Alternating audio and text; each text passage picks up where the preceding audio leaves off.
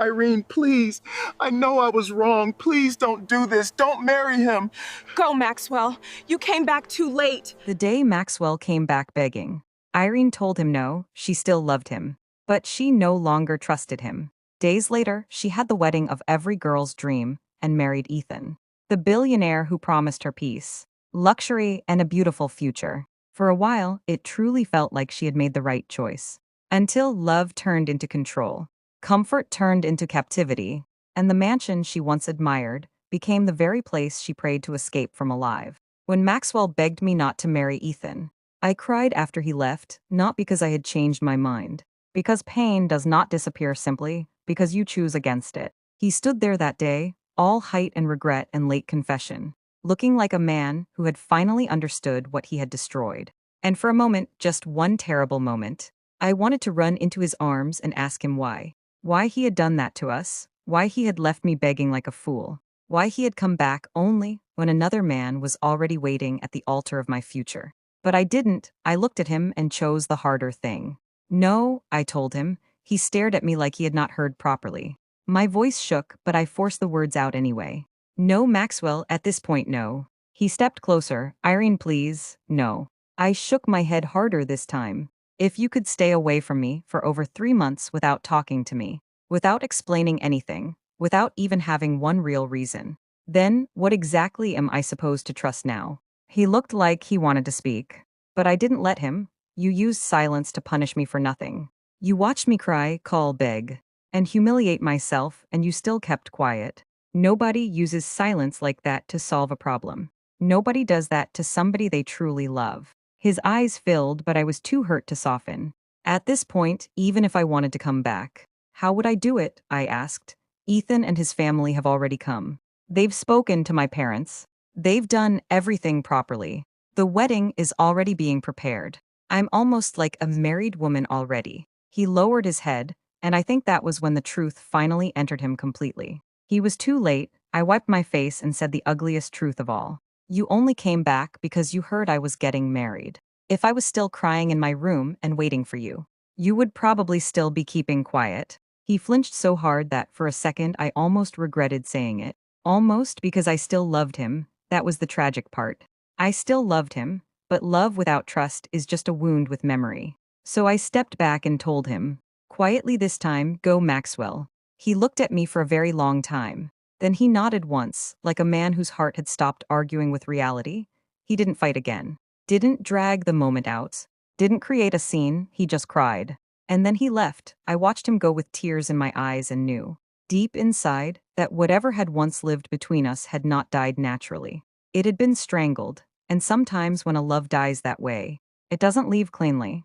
It leaves pieces inside both people and keeps cutting for years. A few days later, I became Ethan's wife, and the wedding. The wedding was everything girls in my area used to whisper about when they wanted to imagine a life bigger than their own. It was beautiful. Lavish. Perfect in the public way that pain never is. People came dressed like they were attending royalty. The hall was decorated in white, gold, and soft flowers that smelled expensive. There were cameras everywhere. Music, laughter, admiration. Women stared at my gown and sighed. Girls looked at me like I had stepped into a dream. Relatives who had never called me before suddenly remembered I existed. I know I did. My face was softer, my styling richer, my whole body dressed in the kind of elegance money can create when it decides to be generous. For the first time in my life, I looked like the version of myself people always say will appear when your star finally shines. Ethan stood beside me looking proud, polished, and exactly like the kind of man people trust with a daughter. He wasn't tall, standing beside me. Our heights nearly matched, but his presence carried its own authority. Expensive suit, calm expression, controlled smile. He looked like certainty in human form. And for that one day, I let myself believe maybe certainty was enough. The wedding became the talk of the town. For weeks, people spoke about it.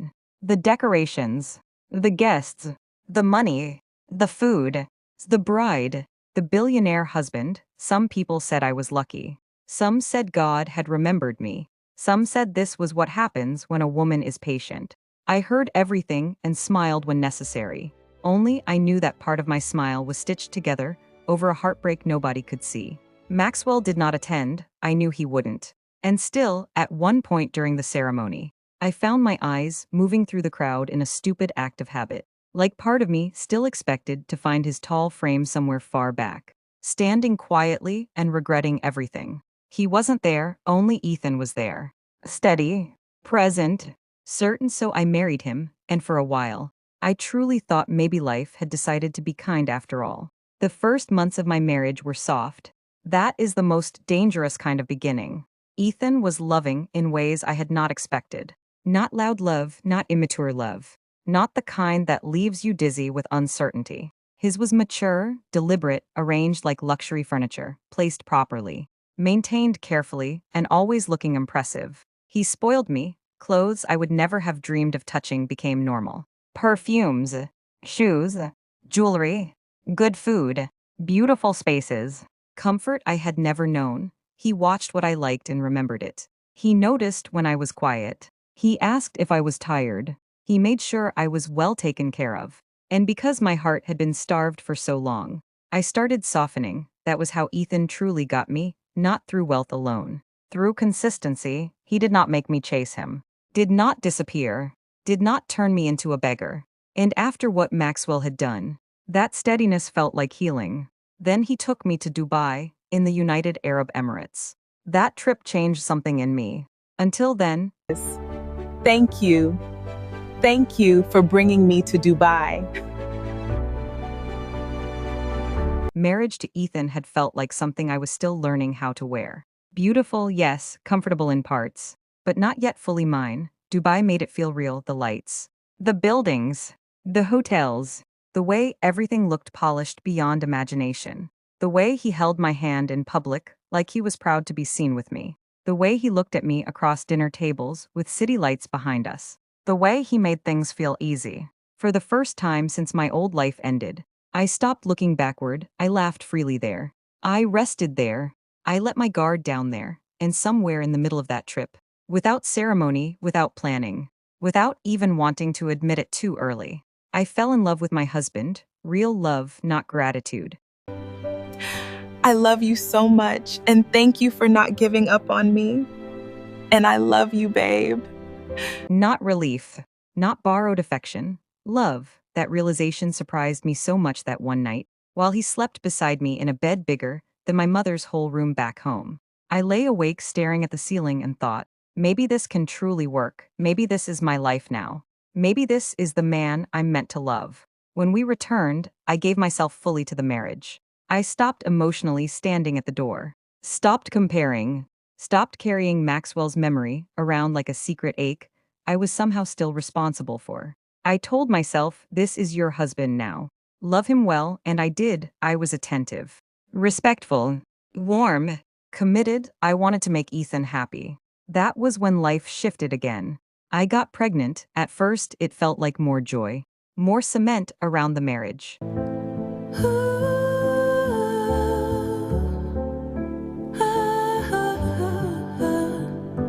More proof that this was becoming a real family, and not just a beautiful arrangement.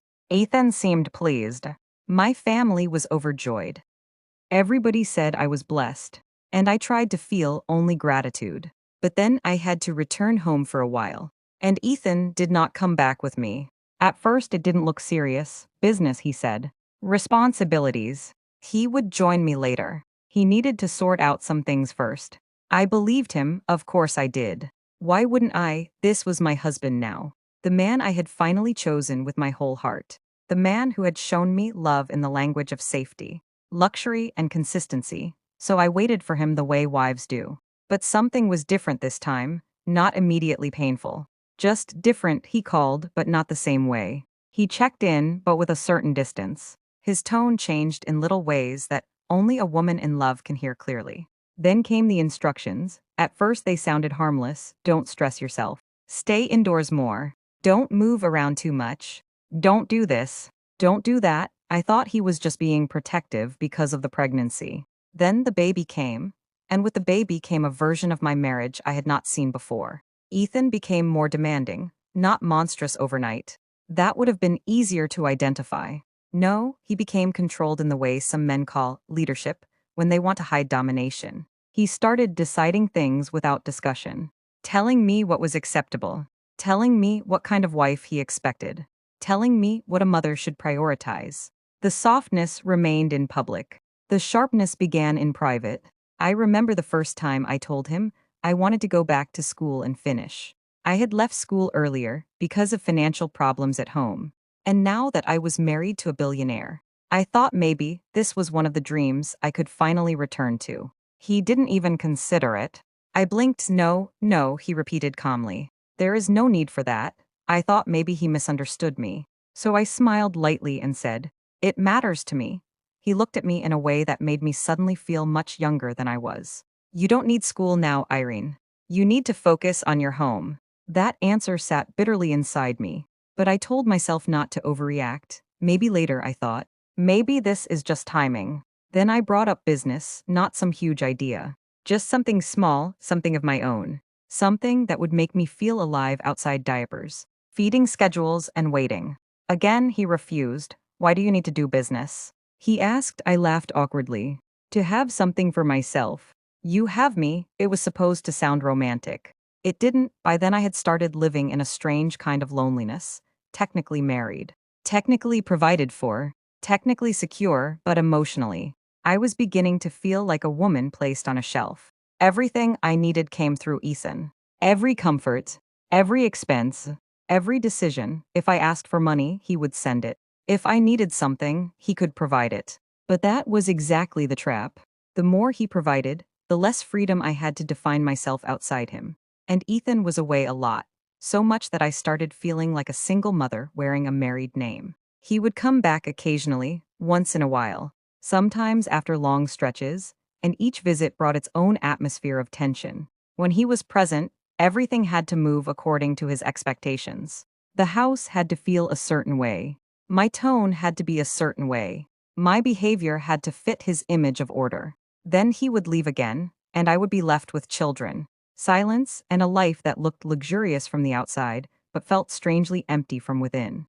Still, because I loved him, I endured more than I should have. That was my mistake. By then, I was deeply in love with Ethan. Actually in love, not pretending. Not adjusting. In love, which meant every coldness hurt more. Every rejection cut deeper. Every controlling word sounded heavier than it should have. And then the cheating started revealing itself. Not openly at first, a message left too visible. A tone in his phone. Names that kept appearing. The kind of language women recognize instantly, because pain has already trained us to read details men think are small. The first time I saw enough to confront him, my whole body shook. He had come back that year after a long absence, and while he slept, his phone lit up beside him. I did not plan to check it, I really didn't. But there are moments when your spirit already knows something your dignity is still trying not to confirm. So I looked, and what I saw made my stomach drop. Messages.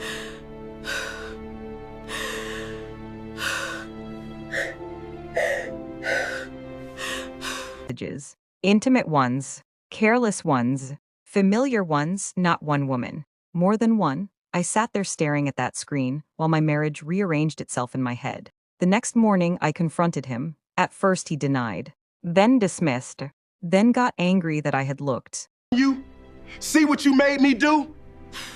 I've told you, stop touching my phone. I remember my voice shaking as I asked, "Who are these women?" He looked at me with a coldness I had never seen so clearly before and said, "Why are you going through my phone?" I almost laughed from disbelief. "Because your phone is full of things a wife should not see." Instead of shame, he gave me irritation. Instead of explanation, annoyance. And when I refused to drop it, when I pushed and cried and demanded truth from the man I loved, he did something that changed everything forever. He hit me, not a shove. Not a threatening gesture, he beat me. The first strike stunned me so much I couldn't even process it. I just stood there in shock, one hand on my face, staring at him like maybe I had stepped into the wrong life by mistake. He was breathing hard. Angry, not guilty, and in that one terrible moment, I understood something that should have frightened me earlier than it did.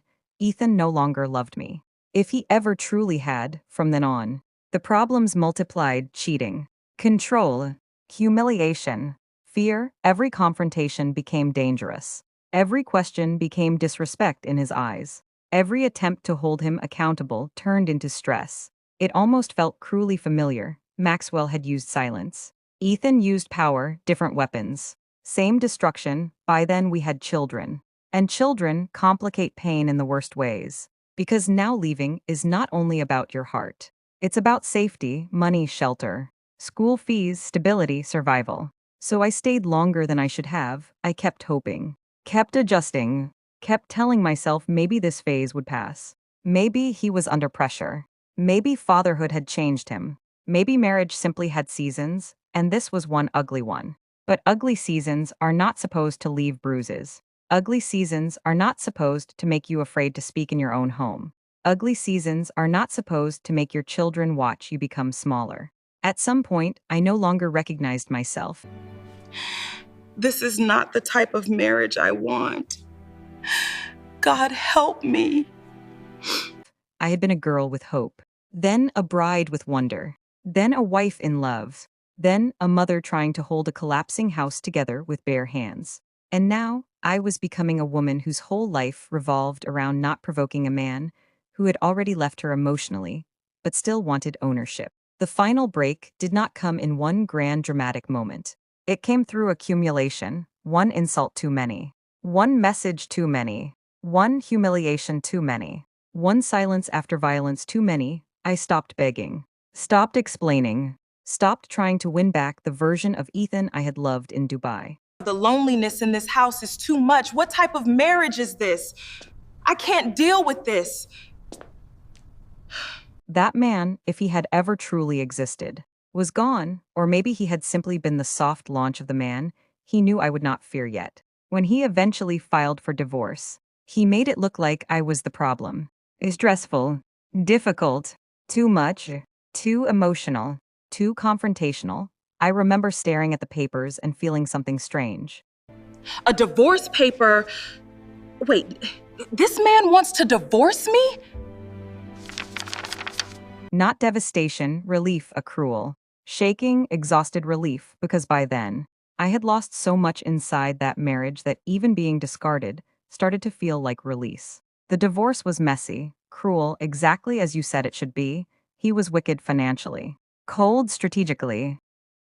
The kind of man who wanted to remind me that even when he was leaving, he still had more power. There were arguments, threats, pressure, humiliation. 1,000 ways to make a woman feel small during a legal ending. But I fought not because I was strong every day. Some days I was terrified. Some days I cried until my chest hurt. Some days I thought I would lose everything.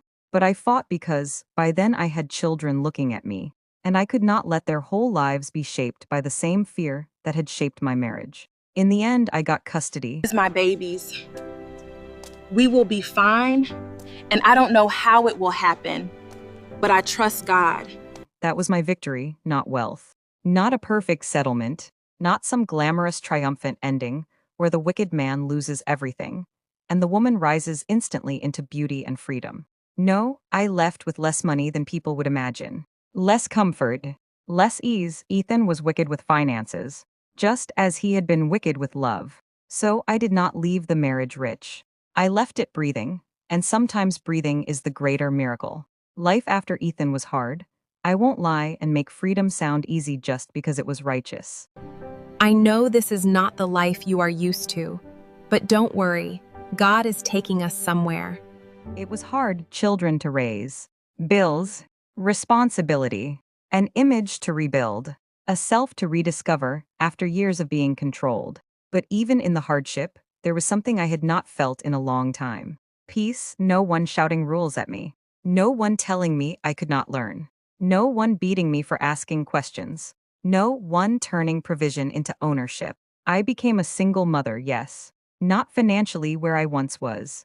Not living in luxury anymore. Not surrounded by imported softness and big rooms and polished distance. But I was alive, actually alive. As for Maxwell, he never truly recovered from me. That is the saddest truth of all. After begging me that day, and watching me still go ahead with Ethan, something in him broke permanently. He didn't attend the wedding. He couldn't. People said he disappeared into himself for a long time after that. Worked, survived, existed, but not happily. Years passed, eventually he married. But not out of healed love. He married a woman who liked him, maybe even loved him deeply. But he never loved her the way he had loved me. He stayed, he fulfilled the role. He lived the life in front of him. But happiness, no, not really. Because some mistakes don't end when the crying stops. They keep living inside the future. And Maxwell's silence had done exactly that. It destroyed us both. He lost the woman he truly loved. I lost the life I should never have entered wounded. And Ethan, he became the man who finished what heartbreak had already started. So no, this is not the kind of story where one person wins beautifully and everyone else learns a lesson. This is the kind where bad timing, silence, pride, and power leave damage behind on every side. But if there is one thing I can say now, it is this: I would rather be a struggling single mother with my children and my peace than a decorated prisoner in a billionaire's house. Because wealth can impress people, peace saves lives.